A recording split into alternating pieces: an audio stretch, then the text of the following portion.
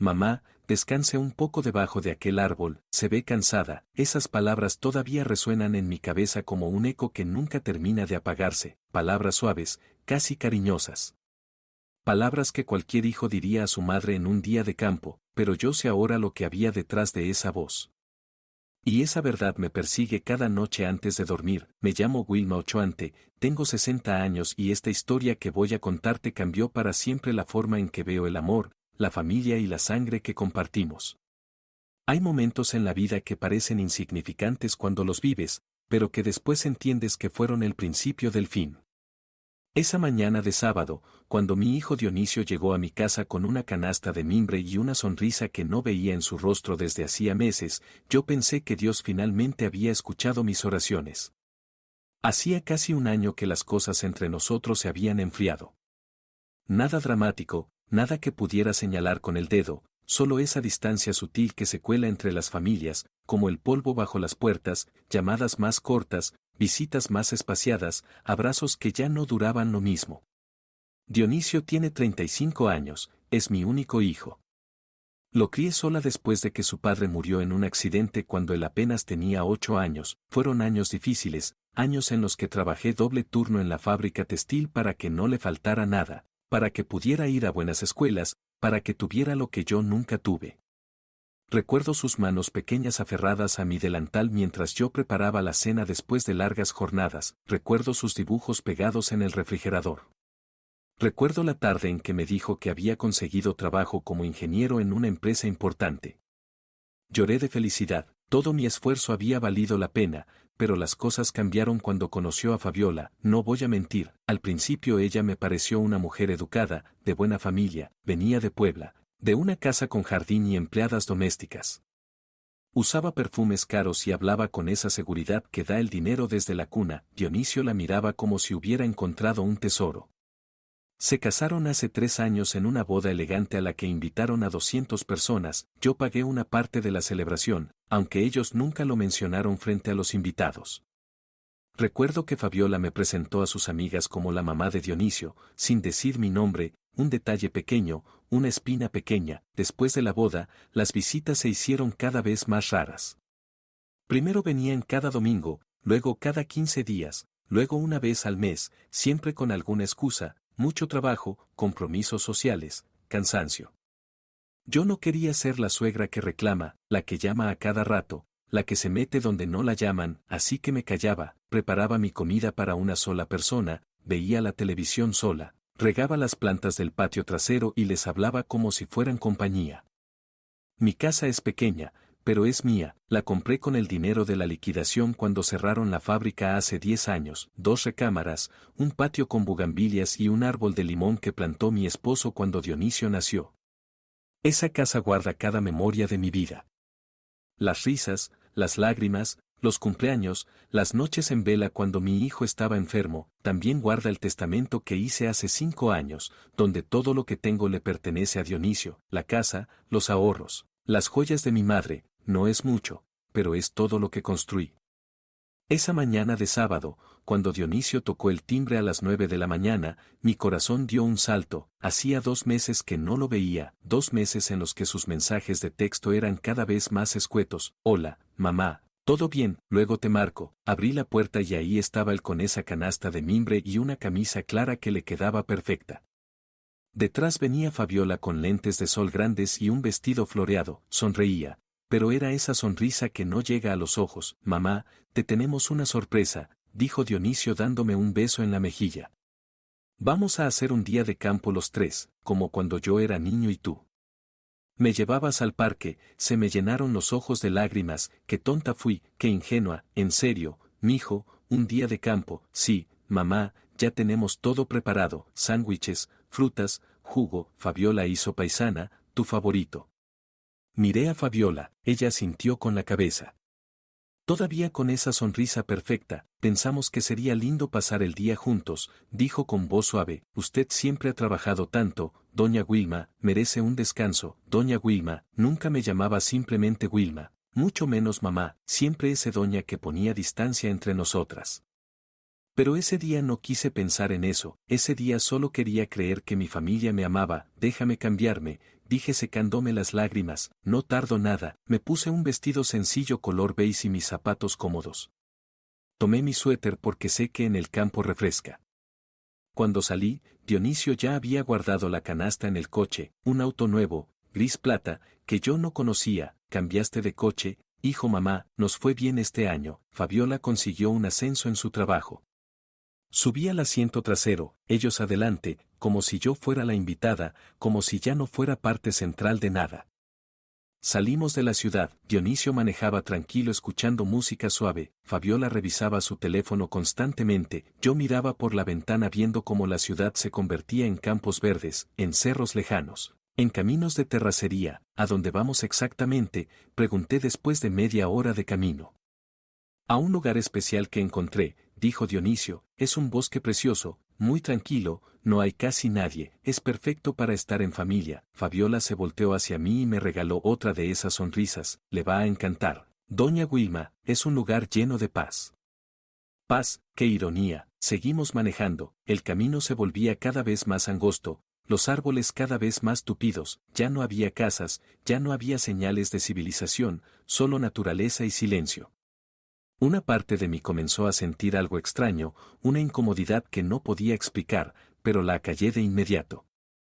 Era mi hijo, mi Dionisio, el niño que había criado con tanto amor. Finalmente, después de casi 1 hora y media de camino, Dionisio detuvo el auto en un claro del bosque. Había árboles enormes, un pequeño arroyo a lo lejos, pájaros cantando. Era hermoso, sí, pero también estaba completamente aislado. Ya llegamos, anunció Dionisio apagando el motor. Bajamos del coche, Fabiola extendió una manta sobre el pasto, Dionisio sacó la canasta, comimos sándwiches, bebimos jugo de naranja. Probamos el pie de manzana que debo admitir estaba delicioso, hablamos de cosas triviales, del clima, de las plantas de mi jardín, de lo caro que estaba todo. Ninguno mencionó por qué habían estado tan ausentes, ninguno mencionó por qué ese día de repente habían decidido que yo merecía su tiempo. Después de comer sentí un cansancio profundo, un peso en los párpados que no podía controlar, el aire del bosque, el viaje, mi edad quizá. No lo sé, Meye, descanse un poco debajo de aquel árbol, dijo Dionisio señalando un roble enorme a unos metros de distancia. Se ve cansada. Fabiola recogía los platos con movimientos lentos, sin mirarme. Sí, doña Wilma. Nosotros recogemos todo, usted relájese un rato. Me levanté con dificultad, caminé hasta el árbol, la sombra era fresca, el pasto suave, me recosté usando mi suéter como almohada, desde ahí los veía a lo lejos. Dionisio guardaba cosas en el auto. Fabiola doblaba la manta, parecían eficientes, apurados. Cerré los ojos solo un momento. Solo un momento y el mundo se apagó. Antes de contarte lo que pasó cuando desperté bajo ese árbol, necesito que entiendas quién era yo antes de ese día, quién era Dionisio, qué teníamos. Porque solo así comprenderás el tamaño de lo que perdí. Hay un dicho que dice que una madre nunca deja de ser madre sin importar cuántos años pasen. Y es verdad, Dionisio tiene 35 años, pero cuando cierro los ojos, todavía puedo verlo con 6 años, sentado en la mesa de la cocina con chocolate en las mejillas pidiéndome que le cuente otra vez la historia de cómo su papá y yo nos conocimos. Mi esposo, Rubén, era electricista.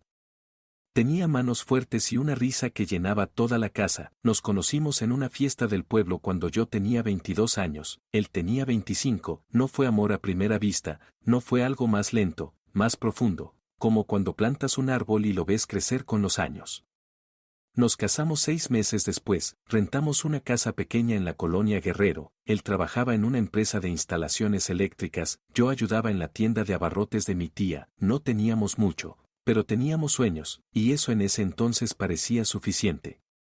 Dionisio nació 3 años después de nuestra boda. Fue un parto difícil, estuve en trabajo de parto casi 18 horas, pero cuando finalmente lo tuve en mis brazos, cuando vi esos ojos oscuros mirándome como si yo fuera su mundo entero, entendí para qué había nacido yo. Los primeros años fueron hermosos. Rubén llegaba del trabajo cubierto de polvo y cables, pero siempre con energía para cargar a Dionisio para hacerlo volar por el aire mientras el niño reía a carcajadas. Yo preparaba cenas sencillas, sopa de fideo, picadillo, frijoles refritos. Cenábamos los 3 juntos siempre, era nuestra regla sagrada. Dionisio era un niño curioso, preguntaba por todo. ¿Por qué el cielo es azul? ¿por qué los pájaros vuelan? ¿Por qué tenemos que dormir? Rubén le respondía con paciencia infinita, inventando explicaciones cuando no sabía la respuesta real. Yo los escuchaba desde la cocina secando los platos, sintiéndome la mujer más afortunada del mundo. Teníamos una rutina, los domingos íbamos al mercado los tres, Dionisio caminaba entre nosotros, tomado de nuestras manos, saltando sobre los charcos cuando llovía. Comprábamos verduras, pan dulce, a veces un juguete pequeño si nos alcanzaba, luego regresábamos a casa y yo preparaba mole mientras Rubén jugaba canicas con Dionisio en el patio esos domingos, como extraño.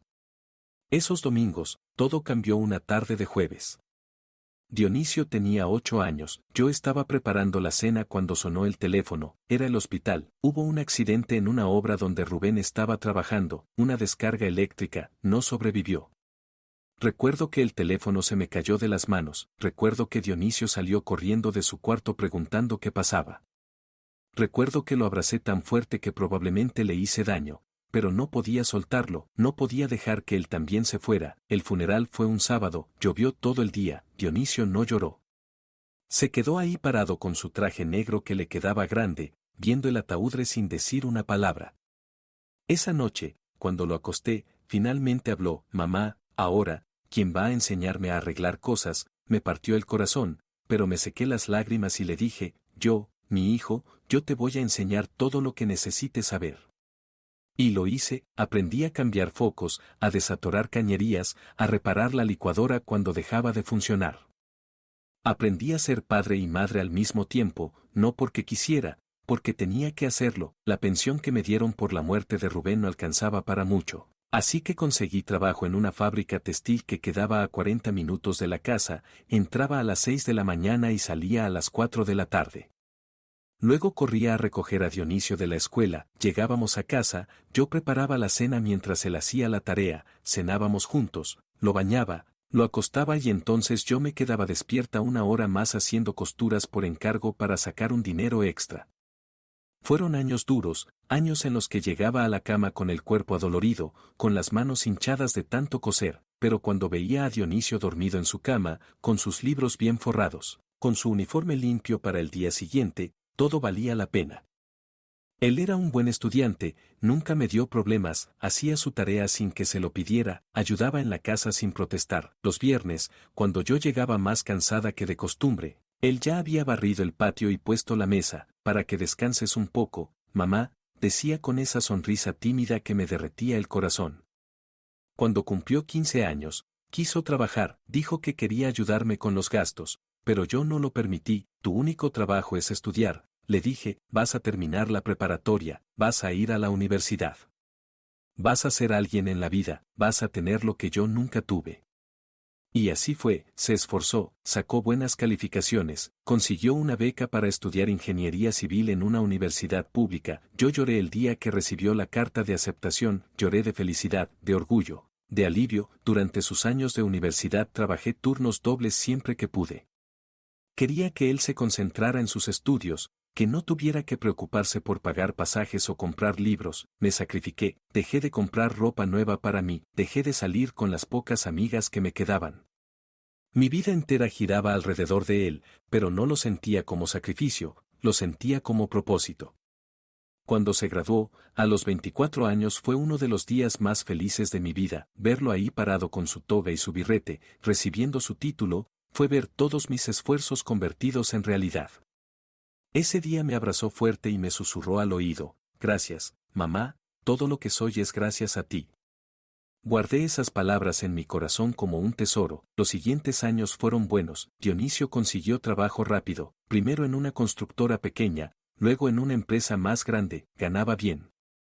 Empezó a ayudarme con los gastos de la casa, me compraba cosas, un ventilador nuevo, una licuadora moderna, zapatos cómodos. Seguía viviendo conmigo, decía que no tenía sentido pagar renta cuando podíamos estar juntos, cenábamos juntos todas las noches, me platicaba de su trabajo, de sus compañeros, de sus proyectos, yo lo escuchaba con atención, orgullosa de cada palabra que salía de su boca. Cuando cumplí 55 años, él organizó una pequeña fiesta en la casa, invitó a mis hermanas, a algunos vecinos, a sus amigos del trabajo, hizo un brindis que todavía recuerdo palabra por palabra. Por la mujer más fuerte que conozco, por la que nunca se rindió, por la que me enseñó que el amor verdadero se demuestra con acciones, no con palabras, por mi mamá. Todos aplaudieron, yo lloré, él me abrazó, en ese momento, en ese preciso momento, yo pensé que había hecho todo bien, que todo mi esfuerzo había valido la pena, que mi hijo me amaba tanto como yo a él, que equivocada estaba. 2 años después, cuando tenía 57 años, conoció a Fabiola.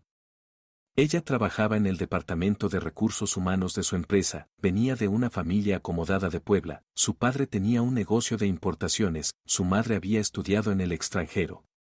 Dionisio llegó un día a casa con los ojos brillantes, mamá, conocí a alguien especial, me dijo.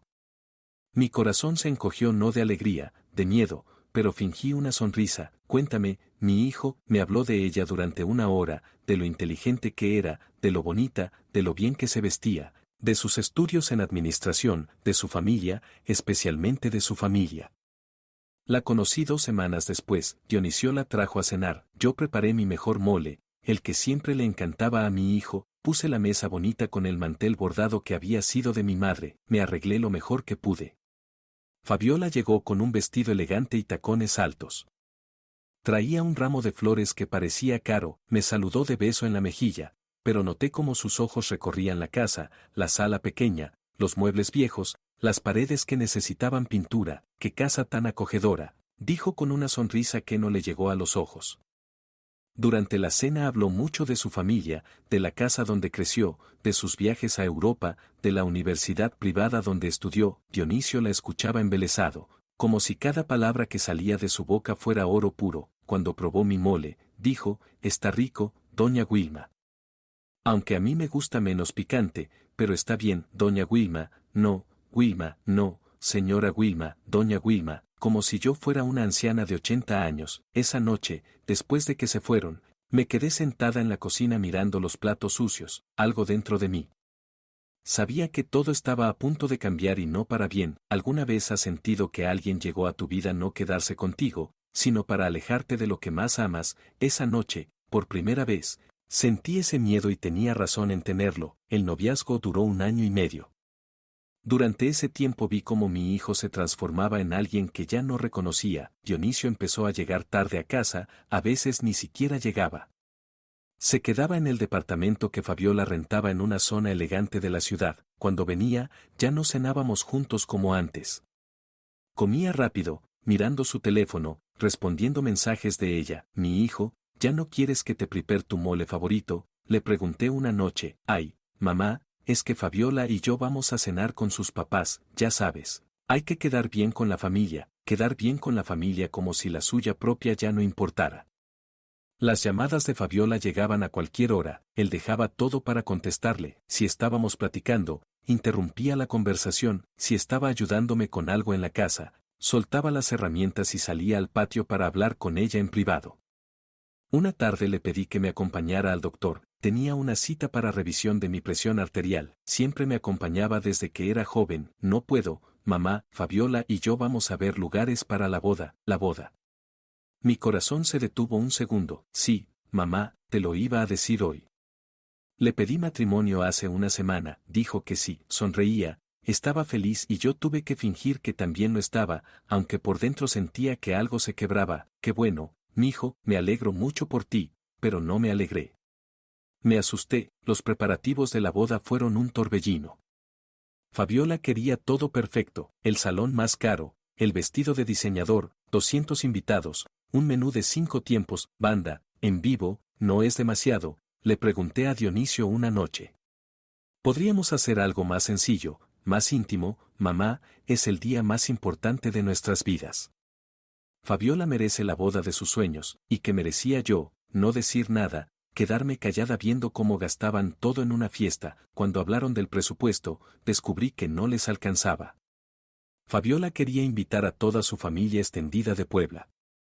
Querían pagar hotel para los invitados de fuera, querían fuegos artificiales al final de la noche. Dionisio llegó a casa una tarde con cara de preocupación. Mamá, necesito pedirte un favor grande. Me senté en el sofá con el estómago apretado. Dime, mi hijo. Necesitamos un poco de ayuda con los gastos de la boda, no es mucho, unos 100,000 pes, te los voy a regresar en cuanto pueda, te lo prometo, 100,000 pes, casi todos mis ahorros. El dinero que había juntado durante años trabajando doble turno, haciendo costuras por las noches, sacrificando todo. Debí decir que no, debí poner límites, pero era mi hijo, mi único hijo, y él me miraba con esos ojos que conocía desde que era un bebé. Está bien, mijo, yo te ayudo. Fui al banco al día siguiente, saqué el dinero, se lo di, él me abrazó, me dijo que era la mejor mamá del mundo, que nunca olvidaría esto. Fabiola ni siquiera me dio las gracias, la boda fue exactamente como ella quería, elegante, cara, llena de gente que no me conocía. Yo usé el mismo vestido que había usado en la boda de mi sobrina 2 años atrás. No tenía dinero para comprarme uno nuevo después de darles mis ahorros. Durante la recepción me sentaron en una mesa al fondo, lejos de la mesa principal, lejos de mi hijo, junto a tíos lejanos de Fabiola, que ni siquiera me hablaron en toda la noche. Vi a Dionisio bailar con ella, vi cómo la miraba, como si ella fuera lo único que existiera en el mundo, y en ese momento entendí, yo ya no era lo primero en su vida, quizá ya ni siquiera era lo segundo. Después de la boda se fueron a vivir a un departamento nuevo. No me invitaron a conocerlo hasta 3 meses después. Cuando finalmente fui, noté que no había ninguna foto mía, fotos de la familia de Fabiola por todas partes, de sus padres, sus hermanos, sus abuelos, pero ninguna mía, mi hijo y las fotos de nosotros. Pregunté con cuidado, ¿están en la recámara, mamá?, dijo sin mirarme a los ojos. Mentira. Más tarde fui al baño y pasé por la recámara, tampoco había fotos ahí. Las visitas se espaciaron, primero cada 15 días, luego una vez al mes, luego cada 2 meses, siempre con excusas, siempre con prisa. Yo seguía llamando, dejaba mensajes, mi hijo, ¿cómo estás? Mi hijo, hace mucho que no vienes, mijo, te extraño. Las respuestas eran cada vez más cortas, todo bien, mamá, ahorita estamos ocupados, luego te marco.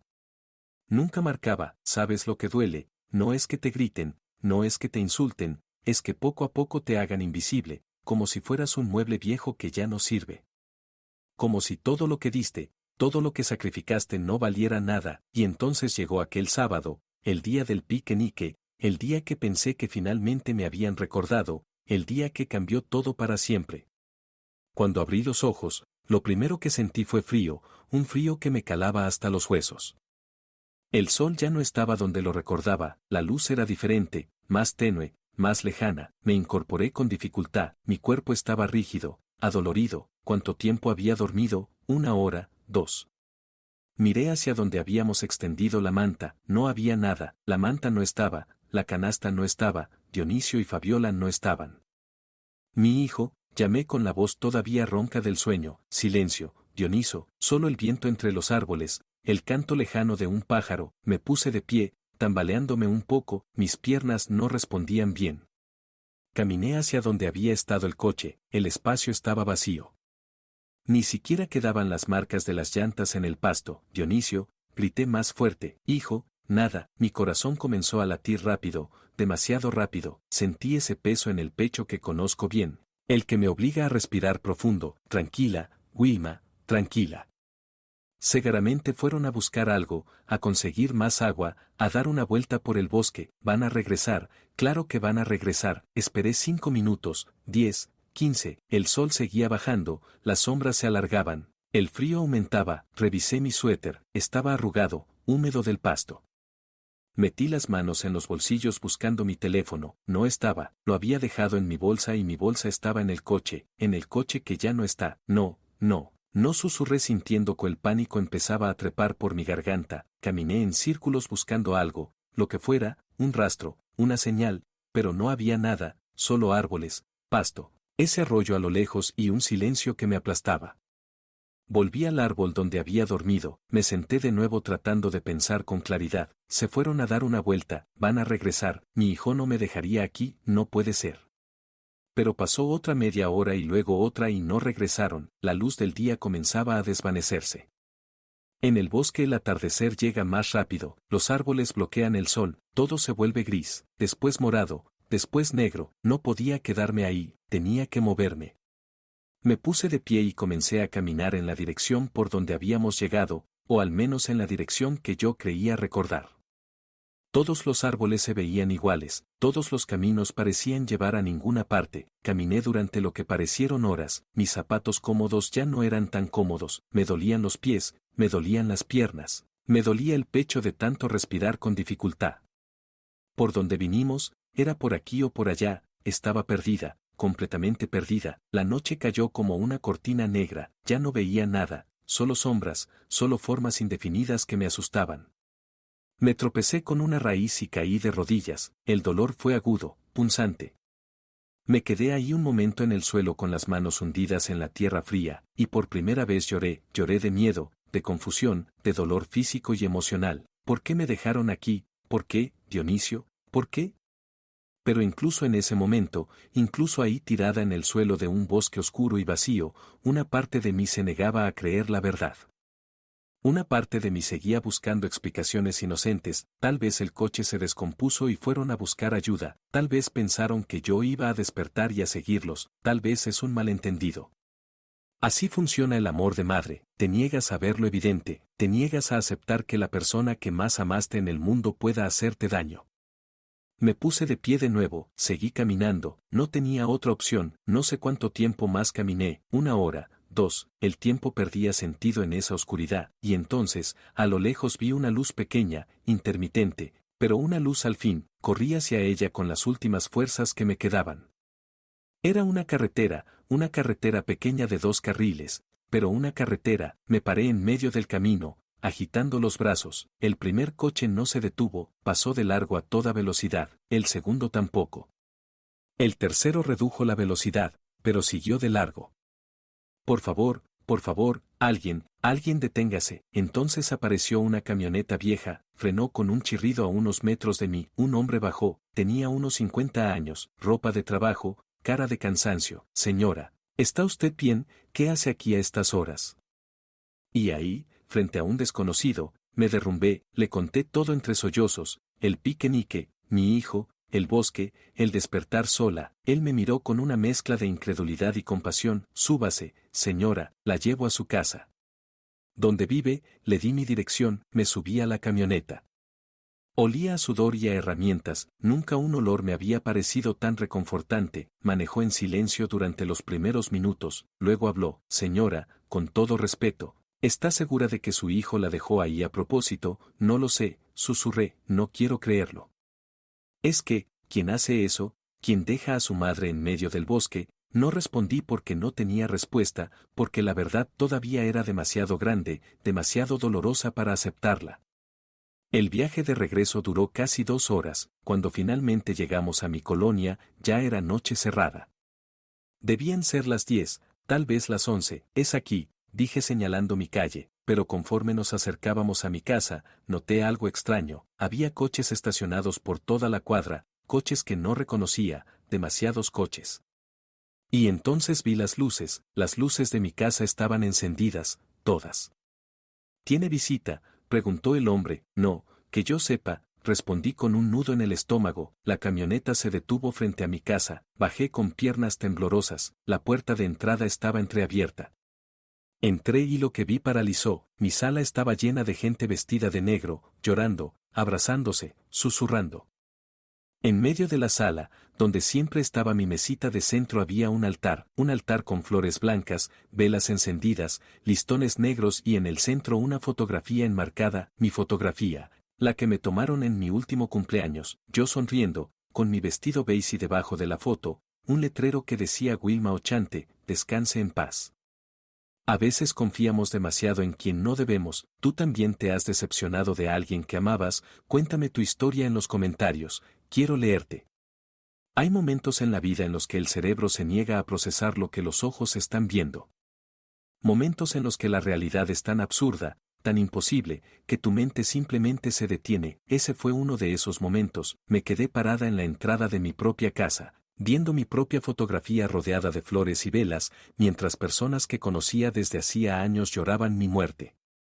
Mi vecina, la señora Lupita, estaba sentada en mi sofá sollozando en el hombro de su hija, mi comadre Estela rezaba el rosario en voz baja, el señor Ramírez, el dueño de la tienda de la esquina, Estaba en un rincón secándose los ojos con un pañuelo, y en medio de todo, dirigiendo la escena como si fuera el dueño de la casa, estaba Dionisio, mi hijo, vestido completamente de negro, corbata negra, camisa negra, pantalones negros, con los ojos rojos, con la voz quebrada, recibiendo abrazos. Aceptando condolencias, actuando. Fabiola estaba junto a él, también vestida de negro, con un pañuelo en la mano que usaba para secarse lágrimas que yo sabía que no eran reales. Nadie me había visto entrar, todos estaban concentrados en su dolor, en su teatro. Di un paso adelante, mis zapatos hicieron un sonido contra el piso. La señora Lupita levantó la vista, sus ojos se abrieron como platos, el color desapareció de su rostro. Dios santo, susurró, uno por uno, todos fueron volteando, uno por uno, las conversaciones se fueron apagando. El llanto se detuvo, el rezo del rosario quedó inconcluso. El silencio que cayó sobre mi sala era tan denso que podía sentirlo en la piel, y entonces todos los ojos se posaron en Dionisio. Él me vio, sus ojos se encontraron con los míos, y en ese instante, en ese preciso instante, vi algo que nunca había visto en mi hijo.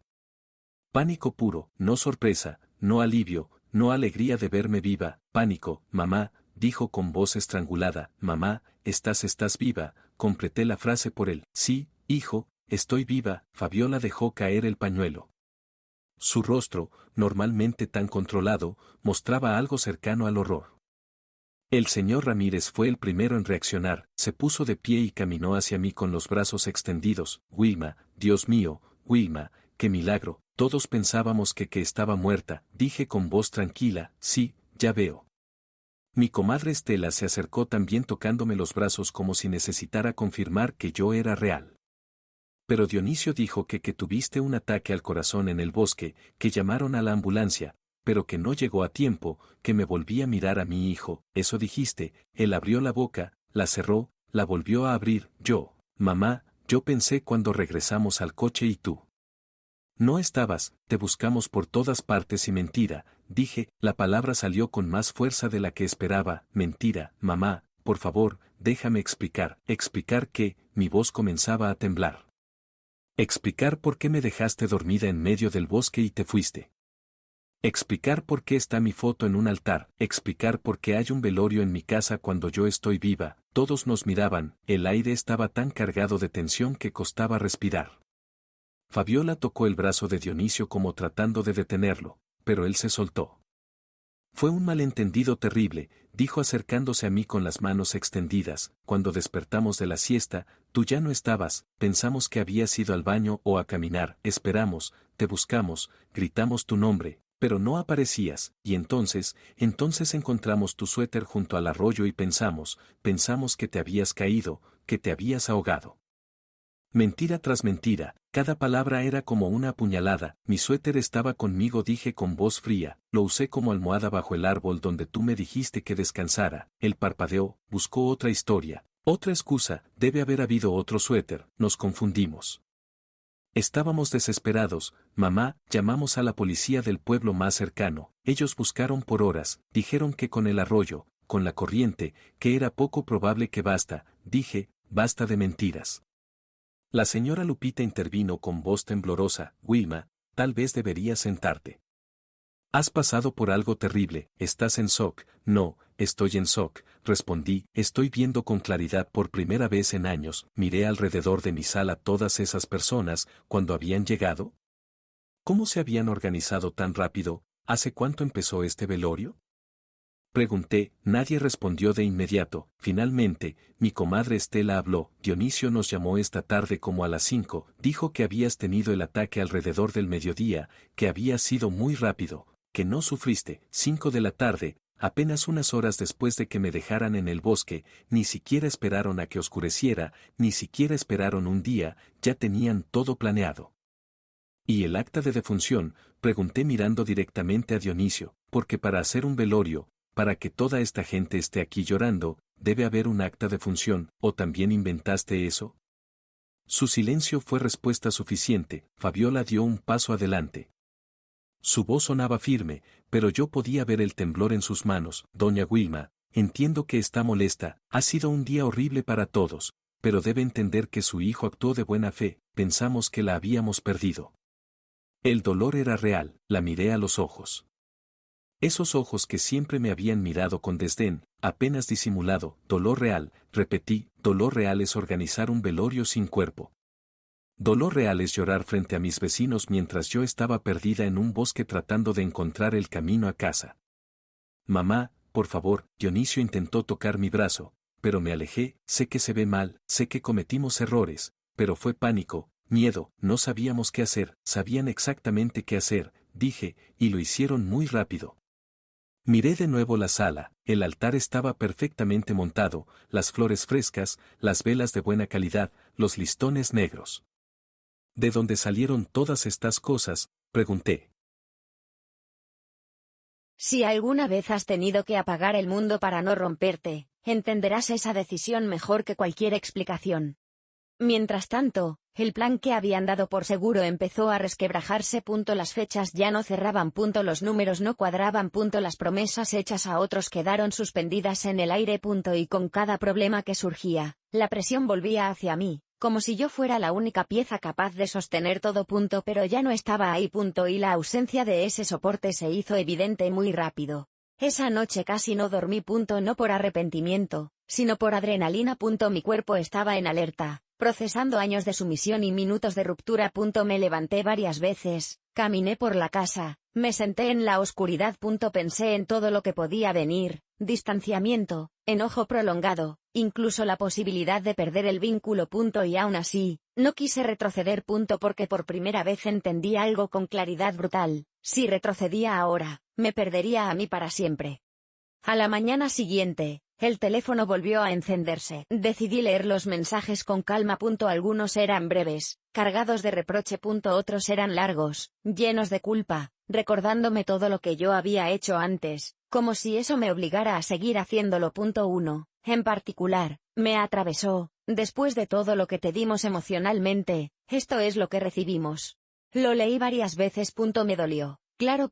Pero también me abrió los ojos. Porque no me habían dado nada emocionalmente.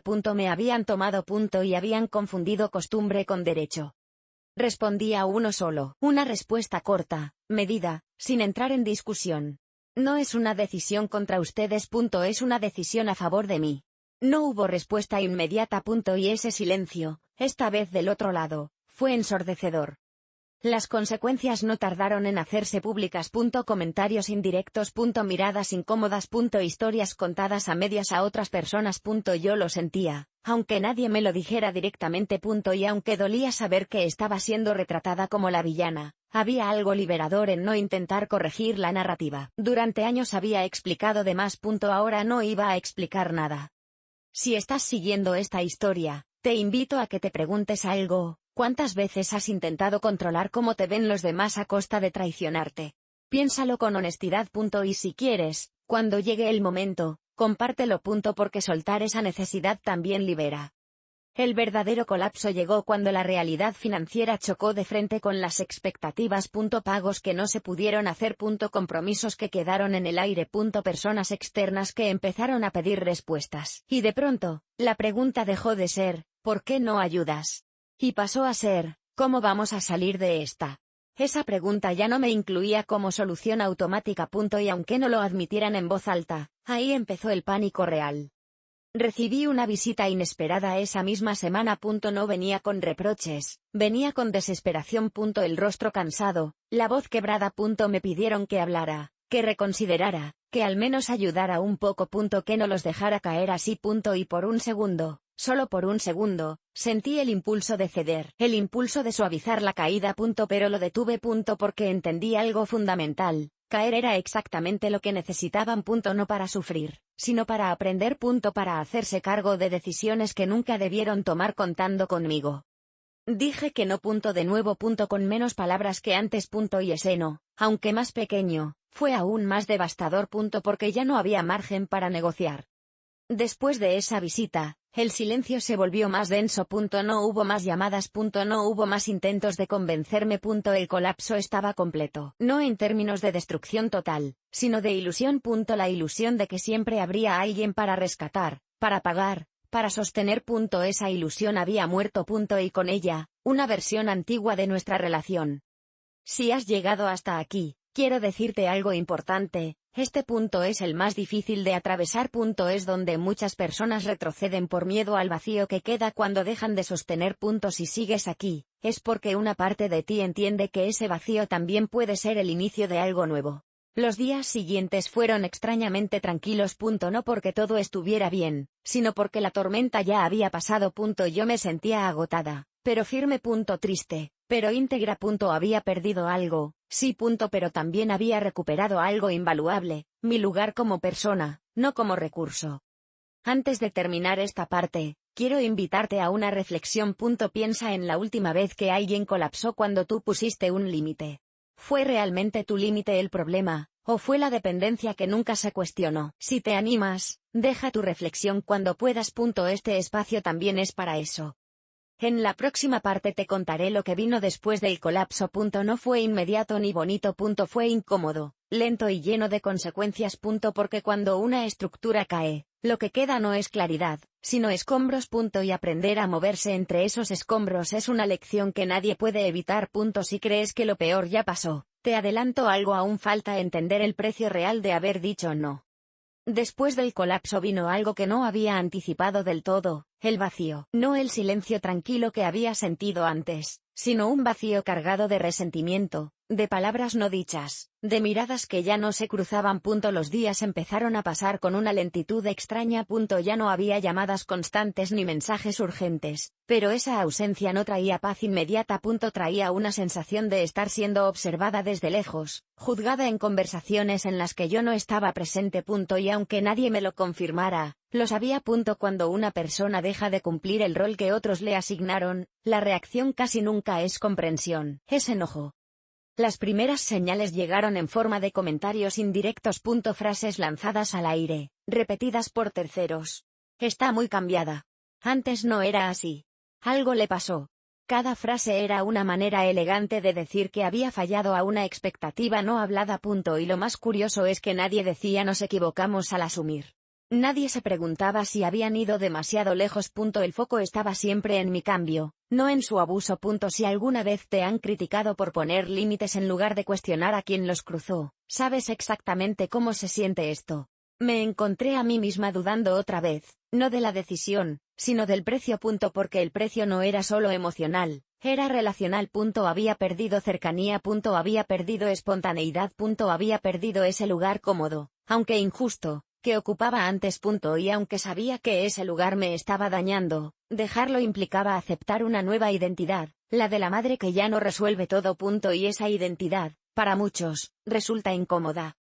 Una tarde recibí un mensaje que no pedía nada concreto, pero lo decía todo. No pensé que nos dejarías así. No había saludo. No había contexto. Solo esa frase. La leí varias veces, sintiendo como cada palabra intentaba despertar en mí esa vieja culpa. Nos dejarías. Como si yo hubiera tomado algo que les pertenecía. Como si yo hubiera abandonado una responsabilidad que nunca acepté formalmente. Cerré los ojos, y respiré hondo antes de responder. Y por primera vez, no sentí la necesidad de defenderme. Respondí con una sola frase: no los dejé. Dejé de sostener lo que no me correspondía. No hubo respuesta después de eso. Ese intercambio marcó un punto importante. Porque entendí que ya no podía controlar cómo se contaba la historia desde el otro lado. Durante años había intentado mantener la imagen de armonía, incluso a costa de mí misma. Ahora, esa armonía artificial se había roto, y con ella se fue también la necesidad de agradar. No fue una liberación completa, pero fue un inicio. Los días siguientes estuvieron llenos de pequeñas pruebas. Situaciones en las que antes habría intervenido sin pensar, y ahora debía decidir conscientemente si hacerlo o no. Y en la mayoría de los casos, elegí no hacerlo. No por rencor, sino por coherencia. Cada vez que resistía el impulso de volver a rescatar, algo dentro de mí se fortalecía, aunque al mismo tiempo doliera. Porque crecer, incluso a esta edad, también implica atravesar incomodidades nuevas. Hubo un momento especialmente difícil. Me enteré, por terceros, de que estaban pasando por problemas reales. No exageraciones, no dramas innecesarios. Problemas concretos. Y ahí apareció la tentación más grande: ayudar solo esta vez. Justificarlo como humanidad, como compasión, como amor. Me senté sola en la cocina, con las manos alrededor de una taza caliente, y me pregunté algo que nunca antes me había preguntado con tanta honestidad: si ayudo ahora, ¿lo hago por ellos o por mí? ¿Para aliviar su dificultad o para aliviar mi incomodidad al verlos sufrir? La respuesta fue dura, pero clara. Ayudar en ese momento no les enseñaría nada nuevo. Solo confirmaría que, al final, siempre podían contar conmigo para salir del apuro, sin cambiar nada. Así que no intervení. No porque no me importara, sino porque me importaba demasiado como para seguir repitiendo el mismo patrón. Y ese fue uno de los actos más difíciles de todo este proceso. Si estás escuchando esta historia y te preguntas cómo se vive con esa decisión, te digo la verdad, no se vive bien al principio. Hay noches en las que la cabeza no se apaga, en las que repasas escenarios alternativos, en las que imaginas finales menos dolorosos. Pero también hay algo que empieza a crecer lentamente: respeto propio. Y ese respeto, aunque silencioso, sostiene más de lo que imaginamos. Con el paso de los días, el enojo del otro lado empezó a transformarse. No en comprensión todavía, pero sí en algo distinto. Menos ataques directos, más silencios prolongados. Y esos silencios, aunque duelen, también indican que algo se está reacomodando. Cuando alguien deja de gritar, a veces es porque empezó a pensar.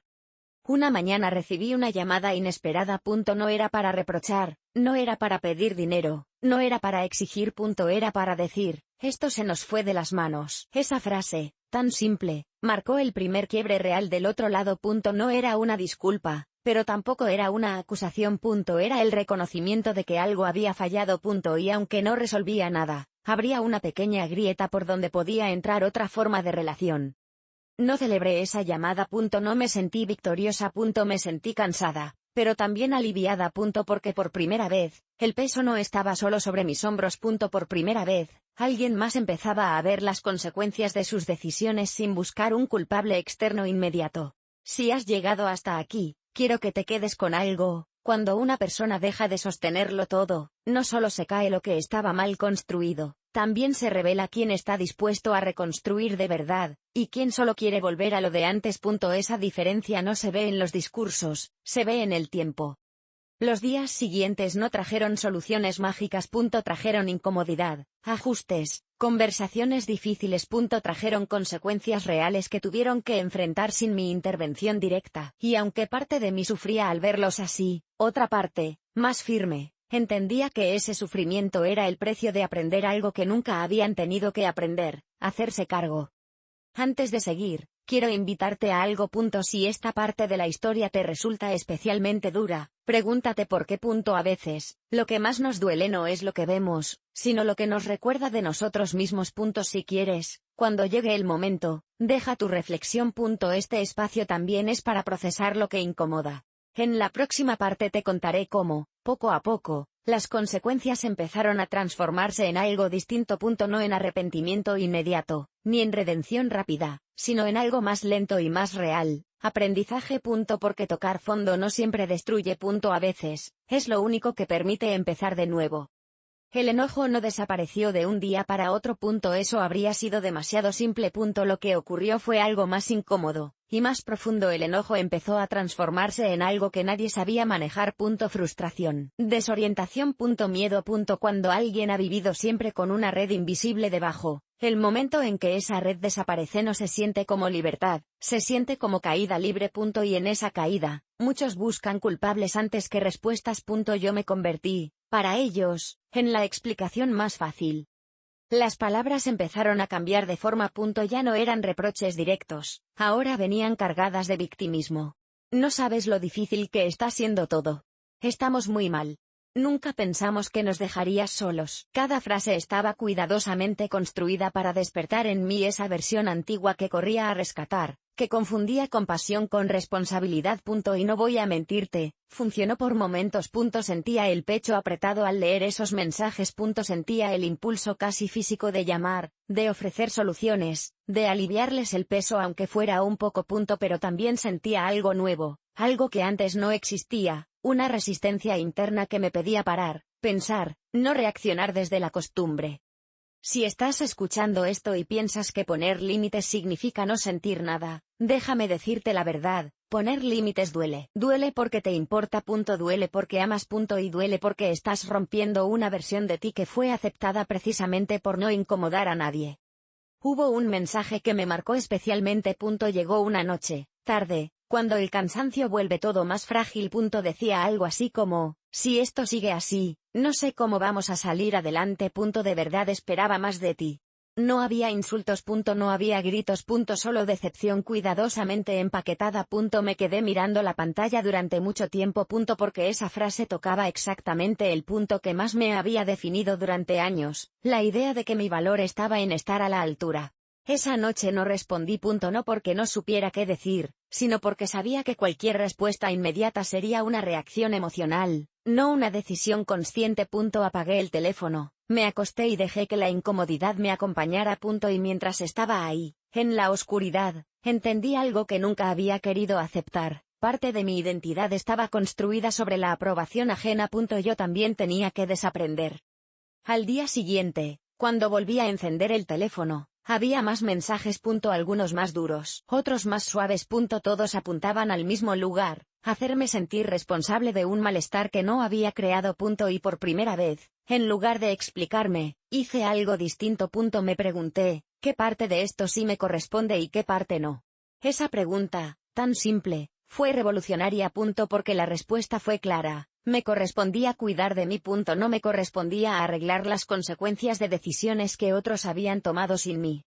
Si en este punto de la historia sientes una mezcla de alivio y angustia, es normal. Esa mezcla aparece cuando empiezas a verte con honestidad. Las semanas siguientes fueron duras. No hubo reconciliación rápida ni conversaciones profundas. Hubo distancia. Hubo silencios largos. Hubo días en los que no supe nada de ellos y otros en los que me enteraba, por terceros, de lo mal que estaban. Cada noticia era una prueba. Cada dificultad que enfrentaban sin mí era un recordatorio de por qué había hecho lo que hice. Y aún así, no dejaba de doler. En uno de esos días recibí una llamada que me tomó por sorpresa. No fue para pedir dinero ni soluciones. Fue para descargar rabia. Me dijeron cosas duras. Me dijeron que había cambiado, que me había vuelto fría, que ya no era la misma. Y por primera vez, no discutí esa idea. Respondí algo que jamás habría dicho antes. Es posible. Estoy aprendiendo a ser otra. Hubo un silencio largo después de eso. Porque esa frase no se puede atacar fácilmente. No acusa, no justifica, no retrocede. Si alguna vez alguien te ha dicho ya no eres como antes cuando pones límites, entiende esto, a veces, dejar de ser como antes es exactamente lo que necesitas. Con el paso del tiempo, la rabia del otro lado empezó a agotarse. No porque hubiera perdón, sino porque el enojo constante también cansa. Y cuando el enojo se cansa, aparece algo más honesto, la realidad. Problemas que ya no se podían ignorar. Decisiones que tenían que tomar solos. Consecuencias que no podían seguir postergando.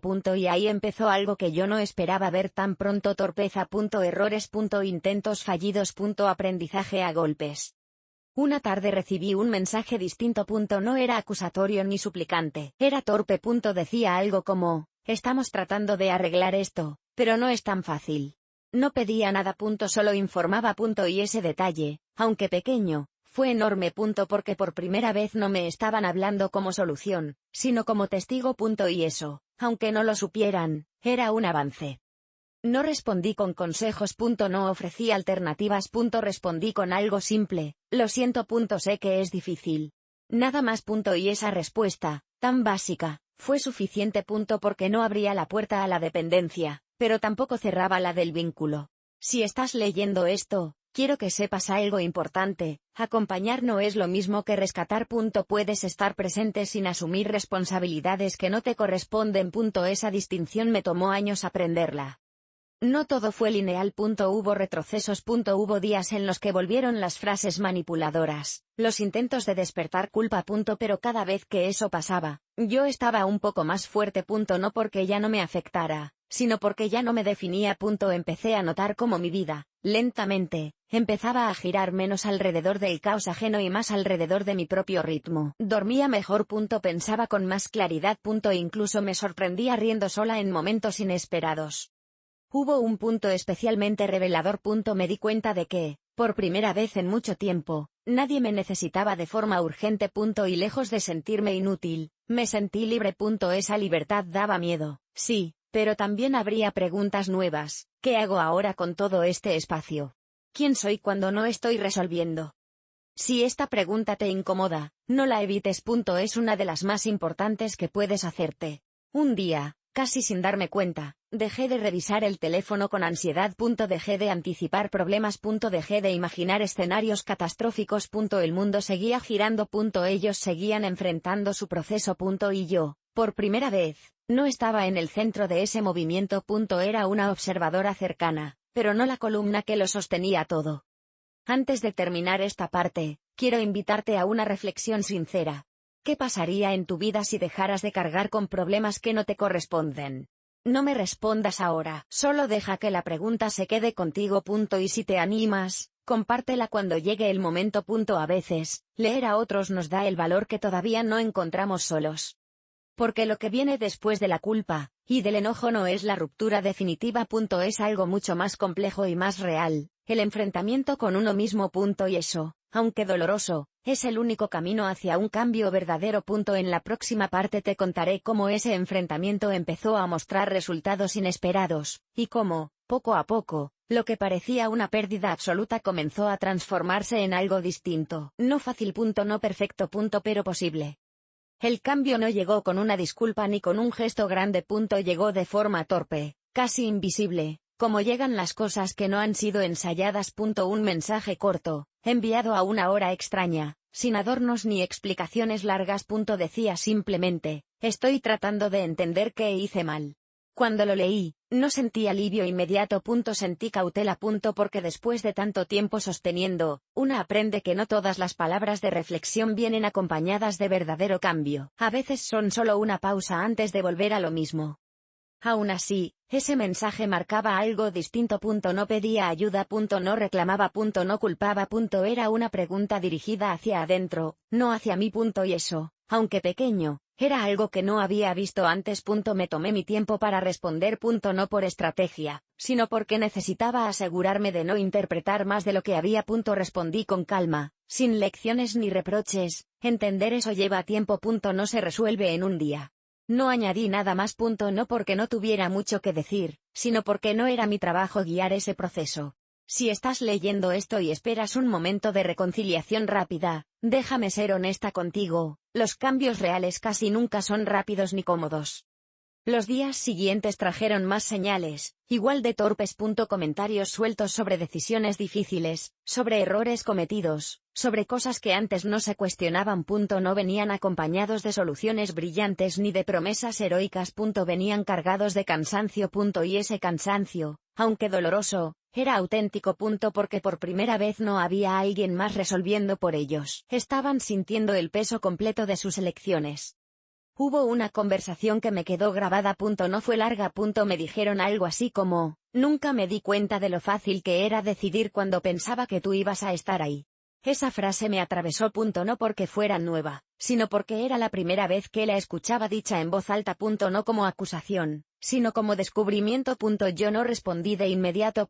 Dejé que el silencio hiciera su trabajo. Porque hay frases que necesitan espacio para asentarse. Si alguna vez has esperado años para que alguien entienda algo tan básico, sabes lo extraño que se siente cuando por fin sucede. A partir de ese momento, la dinámica empezó a moverse, pero no de forma limpia. Hubo avances y retrocesos. Días en los que parecía que algo había cambiado, y otros en los que viejos patrones intentaban volver. Lo importante es que ahora esos patrones ya no pasaban desapercibidos. Antes se normalizaban. Ahora incomodaban. Y esa incomodidad era una señal de que algo estaba despertando. Yo también estaba cambiando. No solo en la forma en que respondía, sino en lo que esperaba. Ya no buscaba comprensión inmediata ni validación externa. Empecé a notar que mi bienestar ya no dependía tanto de cómo estuviera la relación. Eso no significa que no me importara. Significa que ya no me perdía a mí misma en el proceso. Y esa diferencia, aunque sutil, lo cambia todo. Si en este punto de la historia sientes una mezcla de esperanza y desconfianza, es completamente normal. El cambio real casi nunca es lineal. Un día, sin previo aviso, me pidieron vernos. No para discutir, no para reclamar. Solo para hablar. Acepté, Pero puse algo claro desde el principio, no iba a ser una conversación para resolver problemas prácticos. Iba a ser una conversación para entender. Ese límite fue recibido con cierta incomodidad, pero fue respetado. Y eso, por sí solo, ya era un avance enorme. La conversación fue incómoda, imperfecta, llena de silencios. No hubo grandes discursos ni lágrimas cinematográficas. Hubo frases entrecortadas, miradas esquivas, momentos en los que no sabían cómo seguir. Me dijeron cosas difíciles de escuchar, pero también dijeron cosas que nunca habían dicho antes. Reconocieron expectativas, admitieron errores, hablaron de miedo. Miedo a no saber sostenerse solos. Miedo a fallar. Miedo a decepcionarme. Y por primera vez, ese miedo no se convertía en exigencia hacia mí. Si alguna vez has sido el pilar de alguien, entenderás lo poderoso que es cuando esa persona admite que nunca aprendió a sostenerse sola. Yo también hablé. No desde el reproche, sino desde la verdad. Hablé de cansancio, de años de silencio, de cómo mi amor había sido confundido con disponibilidad infinita. No grité. No acusé. Simplemente dije lo que había vivido. Y mientras hablaba, noté algo que antes no había visto. Estaban escuchando. No esperando su turno para responder, no buscando cómo justificarse. Escuchando de verdad. Eso no borra el pasado, pero abre una puerta al futuro. La conversación terminó sin conclusiones claras. No hubo promesas mágicas ni acuerdos cerrados. Y, curiosamente, eso me dio tranquilidad, porque significaba que no estaban buscando una solución rápida para volver a la comodidad anterior. Estaban, por primera vez, aceptando la incomodidad del cambio. Si esta historia te está tocando, quiero que te detengas un momento. ¿Cuántas veces has aceptado soluciones rápidas solo para evitar conversaciones incómodas? Piensa en eso. A veces, la incomodidad es el precio de una relación más honesta. Después de esa conversación, algo cambió en el ambiente. No de forma dramática, pero sí constante. Las expectativas ya no se asumían, se preguntaban. Las decisiones ya no se anunciaban. Se compartían. Y aunque todavía había tensiones, había algo nuevo, respeto. No perfecto, no automático, pero real. Yo seguí firme en mis límites. No porque ya no amara, sino porque había aprendido que amar no significa desaparecer. Y cada vez que sostenía ese límite sin justificarme, algo dentro de mí se asentaba. Ya no dudaba tanto. Ya no necesitaba explicarme frente al espejo. Si has llegado hasta aquí, quiero decirte algo importante. El cambio verdadero no siempre se ve como reconciliación inmediata. A veces se ve como una relación más lenta, más cuidadosa, más consciente. Y eso, aunque menos espectacular, es mucho más sano. En los días siguientes empecé a notar algo inesperado. Tenía más energía. No porque los problemas hubieran desaparecido, sino porque ya no los cargaba todos. Empecé a ocupar mi tiempo en cosas que había postergado durante años. Caminatas largas.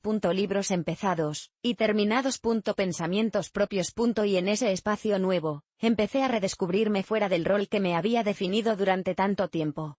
Antes de cerrar esta parte, quiero dejarte con una pregunta honesta. Si mañana dejaras de ser quien resuelve todo en tu familia, ¿qué quedaría de ti? No lo respondas rápido. Deja que te incomode. Porque esa incomodidad suele ser la puerta hacia algo más auténtico.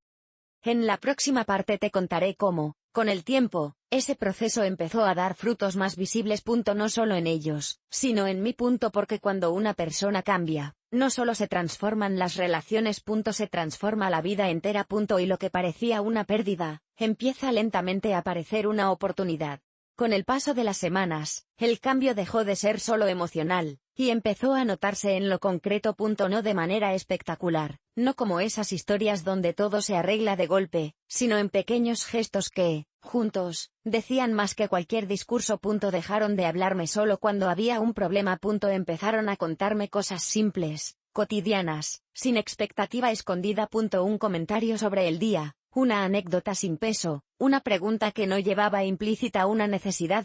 Al principio me desconcertó. Durante años, el contacto había estado ligado a la urgencia. Ahora, esa urgencia ya no estaba siempre presente. Hubo un momento que me hizo detenerme. Me contaron que habían tomado una decisión difícil sin consultarme. No lo dijeron con orgullo ni con miedo, lo dijeron como quien asume algo que le corresponde. No sabíamos si era lo correcto, pero lo resolvimos como pudimos. Esa frase, tan sencilla, me produjo una emoción inesperada. No fue tristeza, ni alivio. Fue respeto. Porque por primera vez no estaban buscando aprobación ni respaldo, solo estaban compartiendo una experiencia. Si estás escuchando esto y has pasado años siendo el respaldo emocional o económico de otros, sabrás lo extraño que se siente cuando ya no te necesitan de la misma forma. Aún así, no todo era armonía. Había momentos incómodos, silencios que pesaban, miradas que todavía cargaban cosas no resueltas. En algunas conversaciones aparecía, de forma sutil, el recuerdo de cómo eran las cosas antes. No como reproche abierto, pero sí como nostalgia. Yo escuchaba sin corregir, porque entendí algo importante: cada persona necesita hacer su propio duelo. Ellos estaban dejando ir una versión cómoda de la relación. Yo ya lo había hecho antes. En uno de esos momentos, alguien dijo, antes todo era más fácil.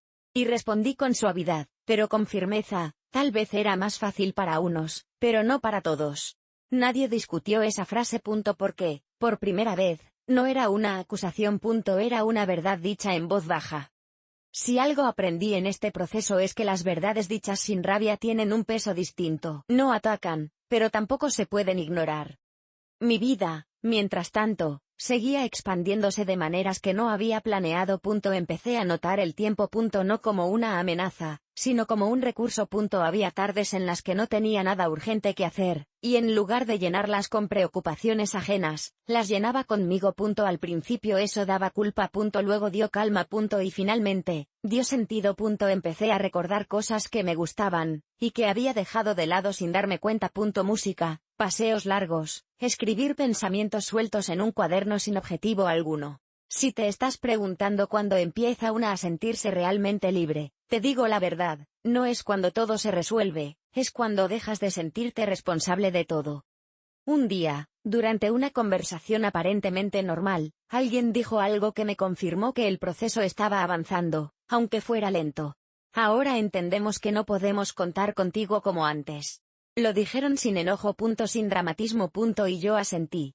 Y yo entiendo que eso puede ser difícil, respondí.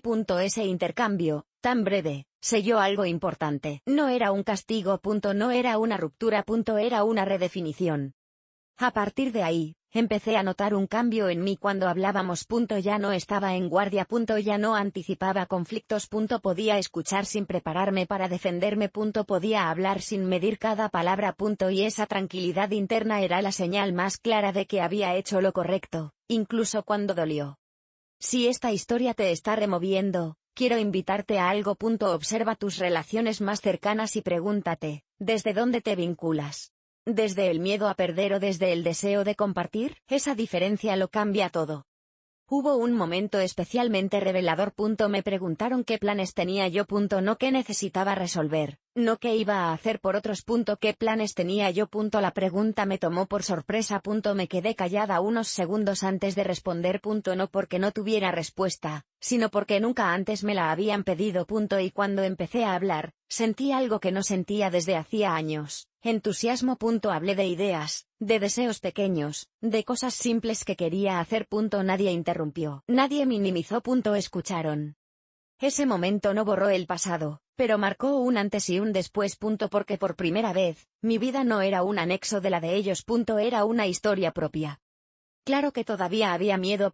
Miedo a que, en algún momento, todo volviera a cargarse sobre mí. Miedo a que un problema grande despertara viejas dinámicas. Pero ahora ese miedo no me paralizaba. Me mantenía alerta, sí, pero también consciente. Sabía que tenía derecho a decir que no, incluso si eso incomodaba. Si estás siguiendo esta historia y piensas que poner límites significa endurecerse, quiero decirte algo importante: poner límites no te hace menos sensible, te hace más honesto. Con el tiempo, empecé a notar cambios también en la forma en que se hablaban entre ellos. Menos quejas, más responsabilidad. No porque se hubieran vuelto personas completamente distintas, sino porque ya no tenían una salida fácil. Y cuando no hay salida fácil, uno aprende a quedarse y a resolver. Hubo un día en el que me contaron un problema serio que estaban atravesando. Lo contaron sin pedir nada, solo compartiendo. Yo escuché con atención, ofrecí apoyo emocional, pero no soluciones. Y, para mi sorpresa, Eso fue suficiente. Nadie me pidió más. Nadie insinuó que yo debía hacer algo. Y al terminar la conversación, sentí una paz profunda. Porque había logrado algo que durante años me parecía imposible: estar presente sin cargar. Si has llegado hasta aquí, quiero que te quedes con esta idea: no todo límite rompe relaciones. Algunos las limpian. Las vuelven más reales, más justas, más humanas. Antes de cerrar esta parte, quiero hacerte una pregunta directa. Si hoy dejaras de ser imprescindible para los demás, ¿seguirías siendo importante? Piénsalo con calma. Porque muchas veces confundimos ambas cosas. Y aprender a separarlas puede cambiarte la vida. En la próxima parte te contaré cómo este proceso empezó a mostrar consecuencias más claras, no solo emocionales, sino prácticas. Cómo el aprendizaje se volvió acción y cómo, poco a poco, aquello que parecía un desastre comenzó a tomar una forma distinta. No perfecta, no ideal, pero auténtica. Las consecuencias prácticas no llegaron como castigo, llegaron como realidad. Y la realidad, cuando se presenta sin filtros, suele ser más dura que cualquier discusión. Empezaron a contarme, casi sin darse cuenta, las decisiones que ahora tenían que tomar con cuidado. Presupuestos ajustados. Cambios de planes. Renuncias pequeñas que antes ni siquiera se consideraban. No lo decían buscando lástima, lo decían como quien aprende a hablar un idioma nuevo, el idioma de hacerse cargo. Y yo escuchaba desde un lugar distinto, sin ese nudo en el estómago que antes me empujaba a intervenir. Hubo una conversación que me marcó.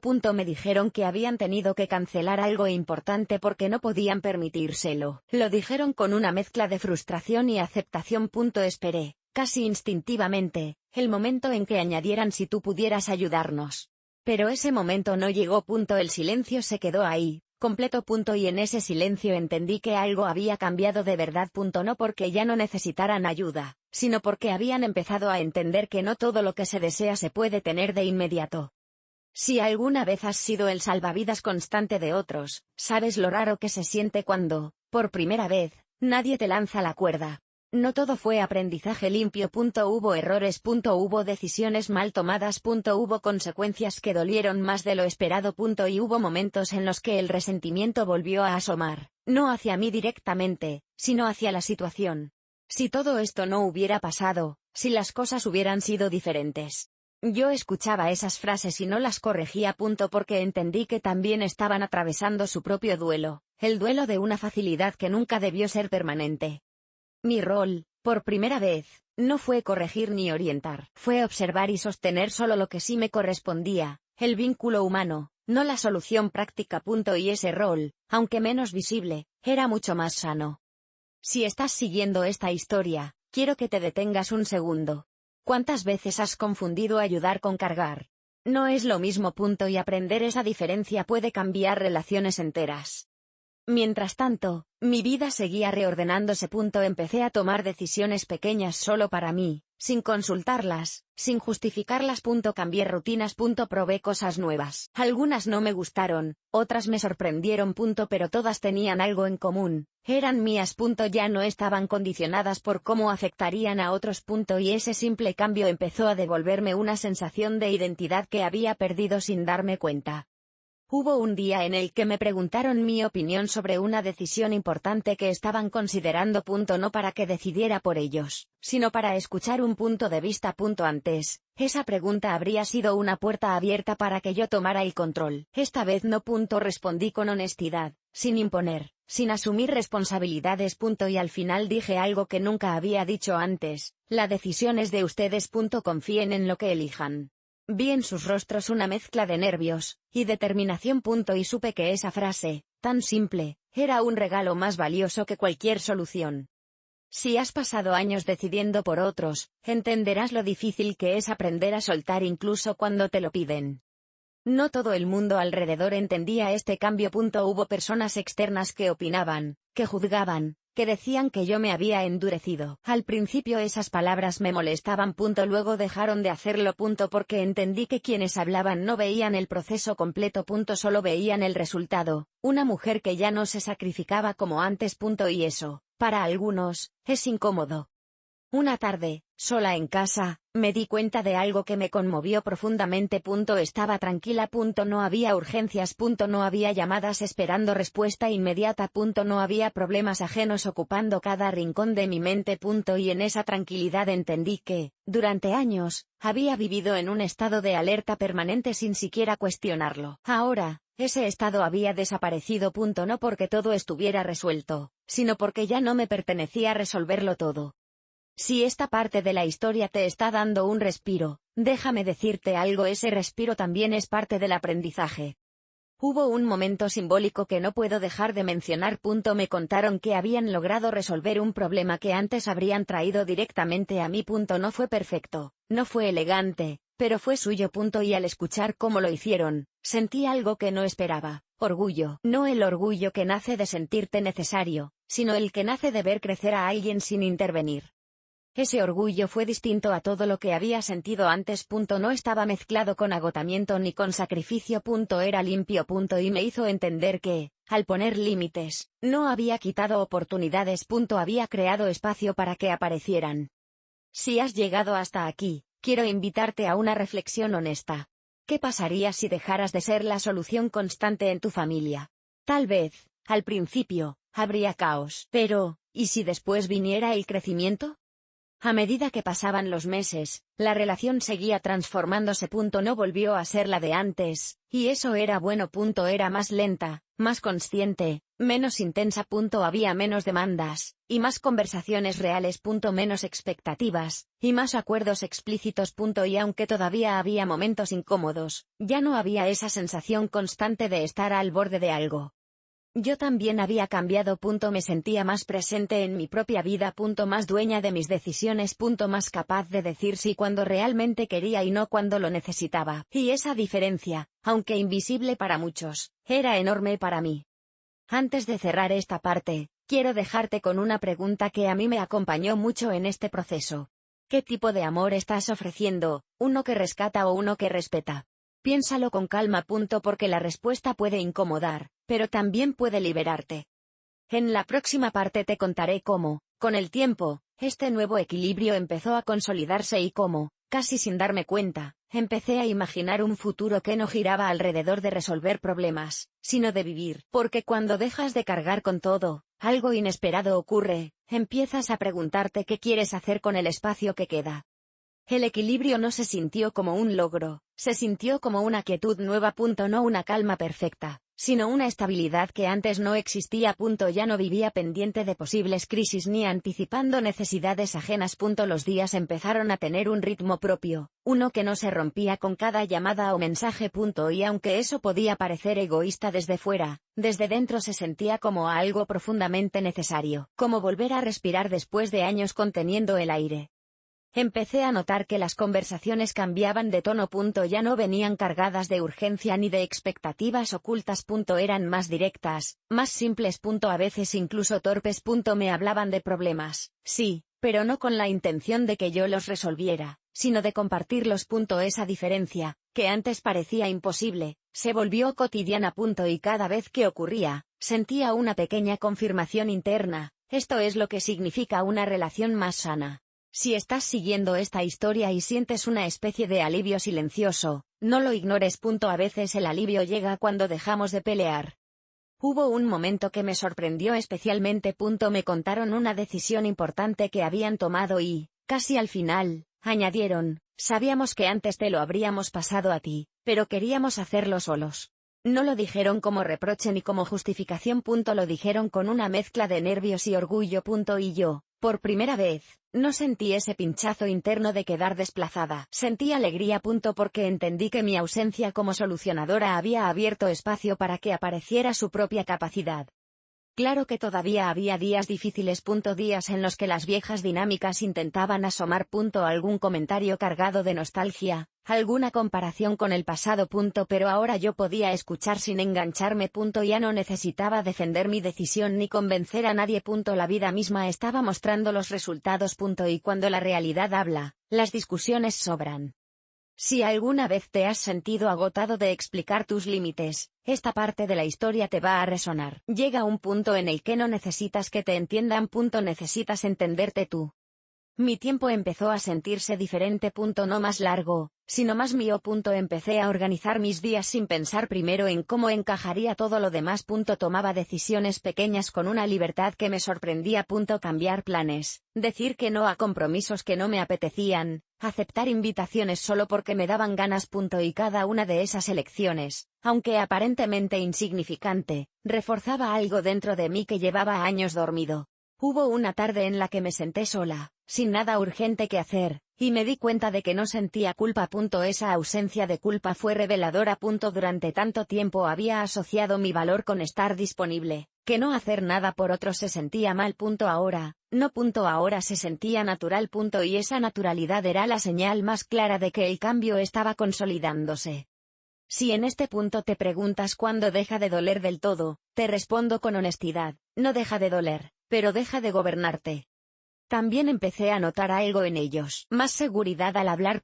Menos quejas sin acción. Más responsabilidad asumida, incluso cuando las cosas no salían bien. No se habían convertido en personas perfectas ni independientes de la noche a la mañana. Pero ya no buscaban atajos constantes. Y eso, para mí, valía más que cualquier disculpa. Un día, en una conversación tranquila, alguien dijo algo que me quedó grabado: ahora entendemos que antes vivíamos como si siempre hubiera un colchón. No mencionaron mi nombre. No hizo falta. Ese reconocimiento implícito fue suficiente, porque no estaba cargado de culpa hacia mí, sino de conciencia hacia ellos mismos. Y ese tipo de conciencia no se puede imponer. Solo aparece cuando se vive la consecuencia. Si estás escuchando esta historia y has intentado cambiar a otros con palabras, déjame decirte algo: nada enseña más que la experiencia directa. Mi propia identidad empezó a reorganizarse. Ya no me presentaba mentalmente como la que sostiene, sino simplemente como yo. Una persona con límites, con deseos, con cansancio y con ganas. Y esa redefinición fue tan profunda que empezó a reflejarse en otros ámbitos de mi vida. Relaciones más honestas. Decisiones más claras. Menos miedo a incomodar. Hubo un momento simbólico que no puedo dejar de mencionar. Me preguntaron si podía ayudar en algo concreto, algo pequeño. La diferencia esta vez fue que la pregunta venía sin expectativa, con una aceptación previa de cualquier respuesta. Me tomé un segundo, evalué si realmente quería hacerlo, y dije que sí. Y ese sí, por primera vez en mucho tiempo, no me pesó, porque no nacía de la obligación, sino de la elección. Si alguna vez has dicho sí con resentimiento, entenderás por qué este detalle es tan importante.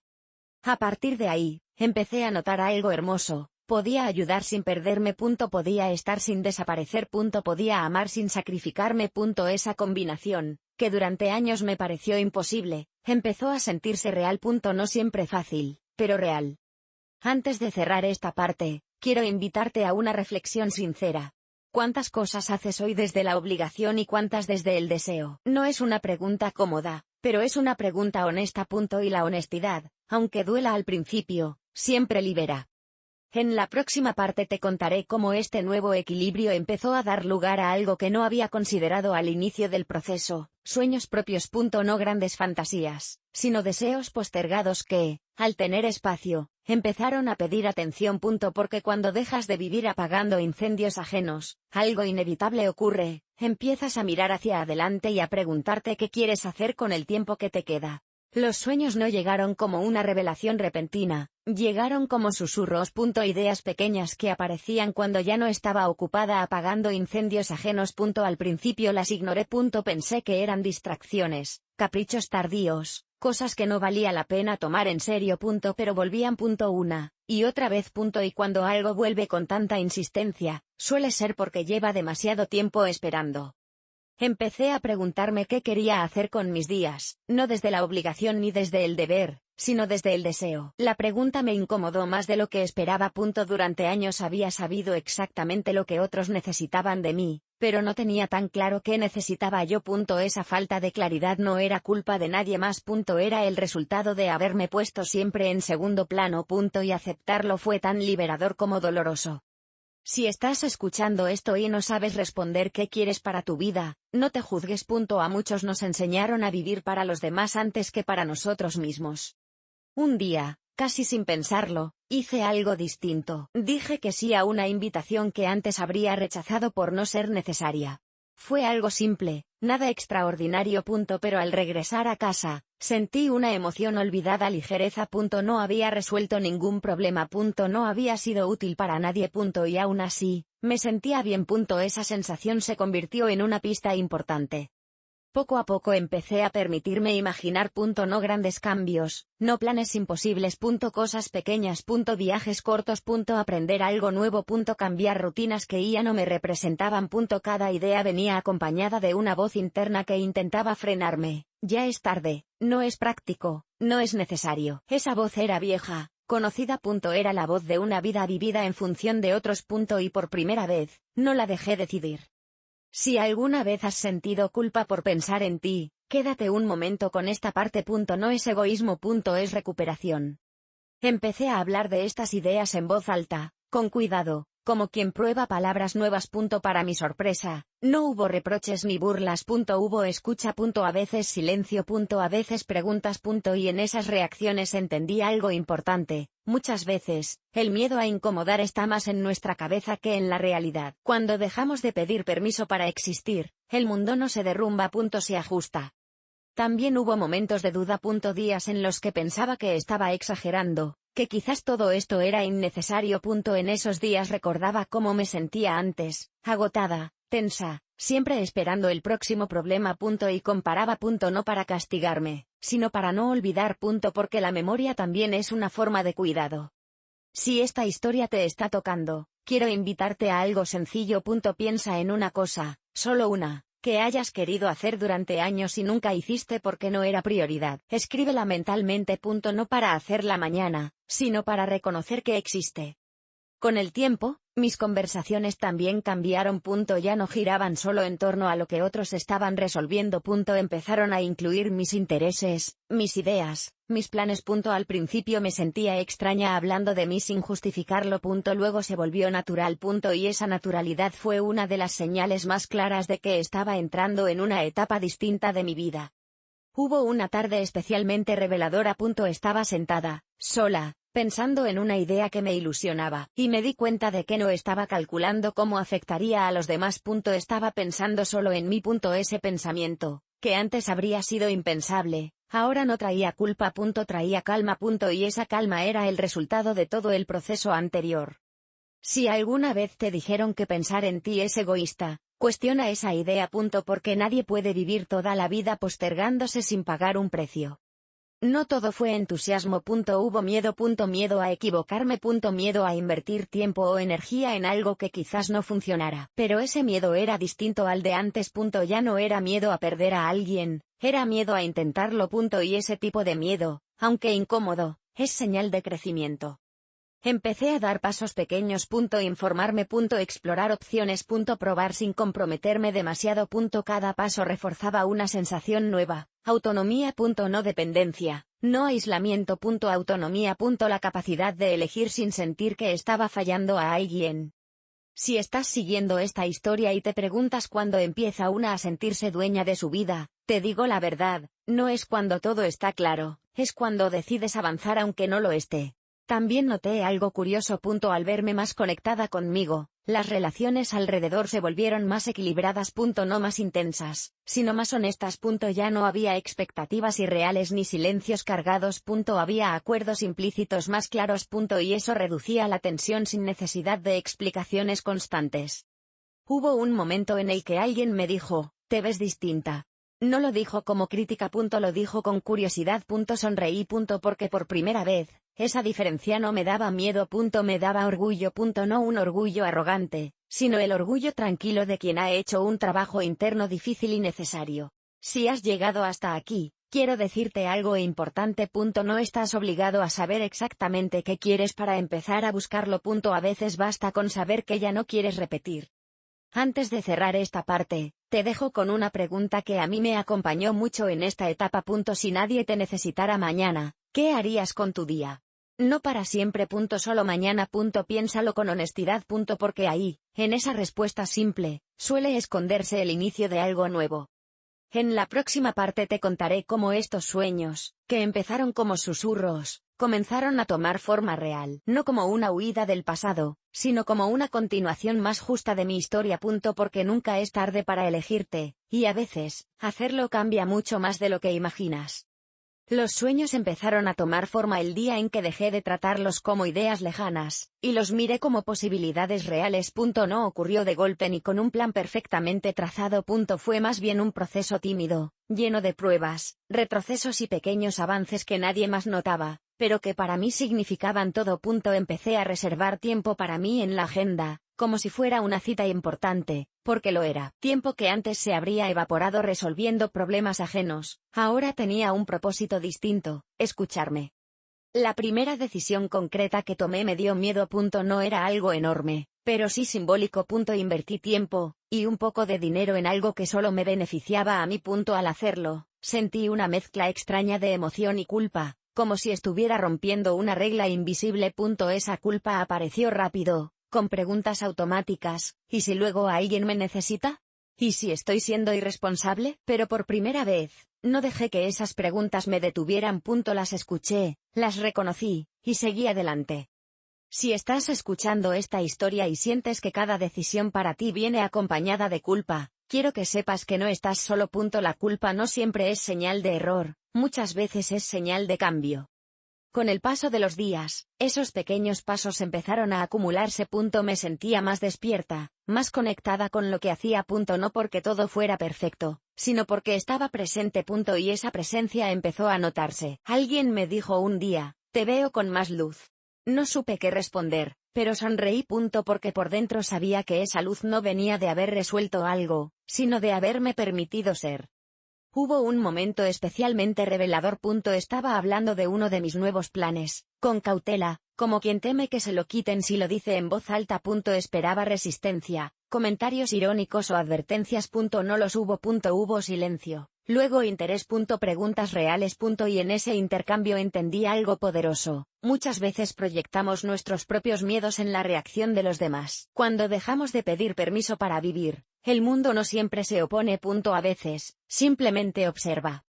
Si esta parte de la historia te está resonando, te invito a hacer una pausa.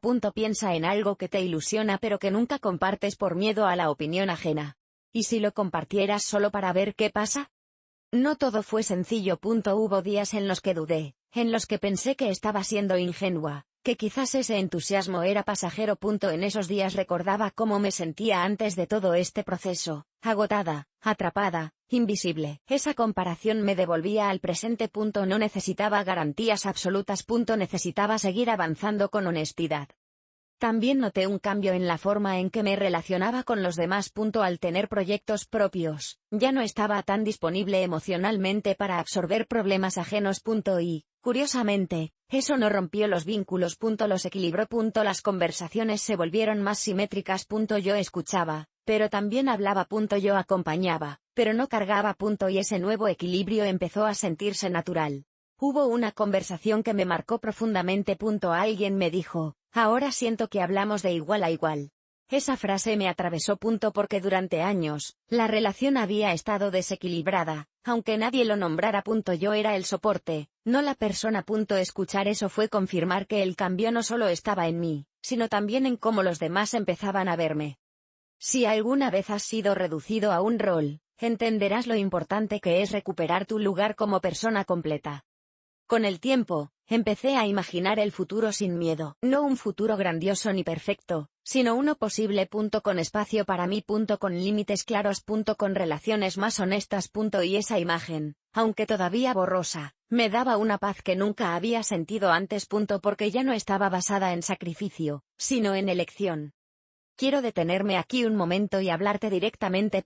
Si has llegado hasta esta parte de la historia, no es casualidad. Algo de esto te toca. Tal vez estás en medio del proceso.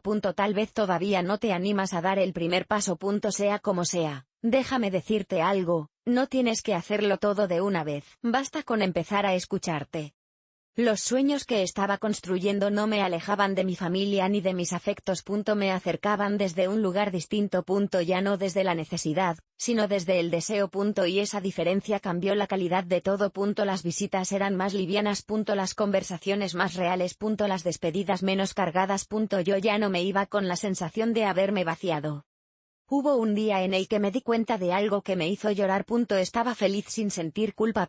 Feliz de verdad, sin la sombra de estar fallando a alguien. Esa felicidad, tan simple y tan profunda, fue la prueba más clara de que había hecho lo correcto, incluso cuando dolió.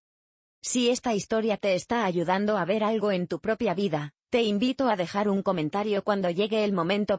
No para contar todo, solo para decir me identifico. A veces, saber que no estamos solos en estos procesos hace toda la diferencia. Antes de cerrar esta parte, quiero dejarte con una reflexión que me acompañó mucho. Los sueños no compiten con el amor. Lo fortalecen. Porque una persona que se elige a sí misma tiene mucho más para compartir que una que vive agotada y resentida. En la próxima parte te contaré cómo estos sueños, ya en marcha, empezaron a redefinir no solo mi futuro, sino también la forma en que mi familia me veía. Porque cuando una persona cambia de lugar en su propia vida, los demás también tienen que aprender a mirarla de otra manera. Y ese aprendizaje, aunque incómodo, puede ser profundamente transformador. El cambio en la mirada de los demás no fue inmediato ni uniforme. Algunos lo aceptaron con naturalidad, otros con cautela, y hubo quienes tardaron mucho más en entenderlo. Cuando una persona deja de ocupar el lugar que siempre tuvo, los demás necesitan reajustar su forma de verla. Yo ya no era la que estaba siempre disponible, la que resolvía sin preguntar, la que se adaptaba sin protestar. Ahora era alguien con planes, con tiempos propios, con límites claros. Y ese nuevo lugar obligaba a todos a reposicionarse. Empecé a notar ese cambio en pequeños detalles. Preguntas que antes no existían: ¿te viene bien? ¿Tienes tiempo? ¿Qué opinas? No eran frases espectaculares, pero eran profundamente distintas a las suposiciones de antes. Nadie daba por hecho mi presencia ni mi ayuda. Y aunque al principio eso me hizo sentir extraña, con el tiempo se volvió un alivio. Porque por fin me estaban viendo como alguien con vida propia, no como una extensión automática de la de ellos. Hubo un momento que me conmovió especialmente. Estábamos conversando sobre un plan familiar y, por primera vez, alguien dijo: si tú quieres, claro. Esa aclaración, tan pequeña, me llegó al corazón, no porque necesitara permiso, sino porque mostraba respeto. Durante años, ese respeto había estado ausente, no por maldad, sino por costumbre. Ahora, estaba volviendo de una forma más consciente. Si estás leyendo esto y piensas que es demasiado pedir, déjame decirte algo: el respeto nunca es demasiado. Lo que pasa es que muchos se acostumbran a no darlo cuando no hay límites. También hubo resistencia, no lo voy a negar. Algún comentario irónico, alguna broma incómoda, alguna comparación con la de antes. En esos momentos, sentí una punzada de duda. Pero ya no era una duda paralizante. Era solo una señal de que el cambio estaba en proceso. Y aprendí algo importante: no todo el mundo va a celebrar tu crecimiento. Algunos lo vivirán como una pérdida. Y eso, aunque duela, no significa que estés equivocada. Mi familia empezó a adaptarse, no porque yo los convenciera, sino porque no había otra opción. La dinámica había cambiado, y ya no se podía volver atrás sin forzar algo que ya no encajaba. Y en ese proceso, algo inesperado ocurrió: las relaciones se volvieron más sinceras, menos frecuentes, tal vez, pero más auténticas. Ya no había tanto ruido. Había más presencia real cuando nos encontrábamos. Si alguna vez has sentido que la cantidad de contacto no siempre refleja la calidad del vínculo, esta parte de la historia te va a resonar. Hubo una conversación que marcó un punto de inflexión. Me dijeron algo como: al principio nos molestó mucho tu cambio, pero ahora entendemos que también fue necesario para nosotros. No fue una disculpa formal, pero fue un reconocimiento. Y ese reconocimiento, aunque llegó tarde, fue suficiente. Porque no necesitaba que validaran cada decisión, solo que entendieran que no había sido un capricho. Yo también había cambiado la forma de mirar a los demás. Ya no los veía como personas incapaces que necesitaban ser rescatadas. Los veía como adultos enfrentando su propio proceso. Y ese cambio de mirada transformó la relación más de lo que cualquier conversación habría podido hacerlo. Cuando dejas de ver a alguien como dependiente, le devuelves la posibilidad de crecer. Si esta historia te está tocando, quiero que pienses en esto. A veces, la ayuda excesiva no es amor, es desconfianza disfrazada. Confiar también es soltar. Mis sueños, ya en marcha, empezaron a notarse más. No porque los anunciara, sino porque se reflejaban en mi actitud. Estaba más tranquila, más segura, menos reactiva. Y esa seguridad empezó a generar un respeto distinto. No el respeto basado en el sacrificio, sino el respeto que nace cuando alguien se sostiene a sí mismo. Hubo un día en el que alguien dijo, casi sin pensarlo, ahora te veo más feliz. Esa frase, tan simple, fue una confirmación silenciosa de todo el camino recorrido. No necesitaba más. No necesitaba aplausos ni reconocimientos. Saber que mi bienestar era visible fue suficiente. Si alguna vez has esperado que los demás noten tu cansancio y no lo hicieron, entenderás lo valioso que es cuando finalmente notan tu paz. También aprendí algo sobre la distancia. La distancia no siempre significa alejamiento emocional. A veces significa espacio para que cada uno ocupe su lugar. Y ese espacio, cuando se respeta, fortalece en lugar de romper. Mis relaciones ya no eran tan absorbentes, pero eran más ligeras, y yo ya no me iba de los encuentros con esa sensación de vacío que antes me acompañaba. Hubo momentos en los que me pregunté si todo esto habría pasado de no haber puesto límites. La respuesta siempre era la misma, no. Sin ese quiebre inicial, sin ese dolor, nada habría cambiado. Y aceptar eso fue parte de la madurez del proceso. Entender que algunas crisis no son errores, son puertas. Si has llegado hasta aquí, quiero decirte algo importante. No estás obligado a ser quien eras para que te quieran. El amor que solo existe cuando te sacrificas no es amor, es dependencia. Al acercarse el cierre de este ciclo, empecé a sentir una gratitud profunda. No por el conflicto, sino por el aprendizaje. Por haberme atrevido a cambiar cuando habría sido más fácil seguir igual. Por haber elegido incomodidad a corto plazo en lugar de resentimiento a largo plazo. Y esa gratitud no borraba lo vivido, pero lo resignificaba. Antes de cerrar esta parte, quiero dejarte con una pregunta honesta. ¿Qué versión de ti están conociendo hoy las personas que te rodean? ¿La que se sacrifica o la que se respeta? No hay respuesta correcta o incorrecta, solo conciencia. Y la conciencia es siempre el primer paso.